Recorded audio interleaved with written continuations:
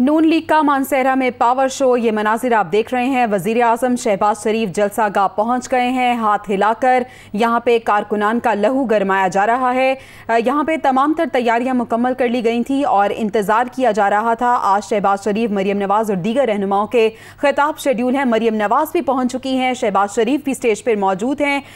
नून league Mansehra में आज power show कर रही है और इस वक्त मरकजी क़यादत जो है वो स्टेज पर मौजूद है। वजीर आजम शहबाज शरीफ मौजूद हैं, मरियम नवाज मौजूद हैं। हाथों में हाथ थामे और कारकुनान को हाथ हिलाया जा रहा है और कारकुनान के जोशो जज्बे का जवाब दिया जा रहा है। बहुत अच्छे मूड में है मरियम नवाज और शहबाज शरीफ ने मरियम नवाज को प्यार किया है और दोनों यहां पे मौजूद हैं। कारकुनान के जोशो जज्बे का हाथ हिलाकर जवाब दिया जा रहा है और आज इनके खिताबात भी शेड्यूल हैं। ये बताया जा रहा है कि वजीर आजम मईशत की बेहतरी के लिए इत्तेहादी हुकूमत के एजेंडे से भी आगाह करेंगे। तो मानसहरा से बराह रास्त आप ये मनाजिर देख रहे हैं। नून लीग आज यहाँ पे अवामी ताकत का मुजाहरा कर रही है, सियासी पावर शो है और इसके लिए वज़ीर आज़म शहबाज शरीफ और मरियम नवाज यहाँ पे पहुँच गए हैं।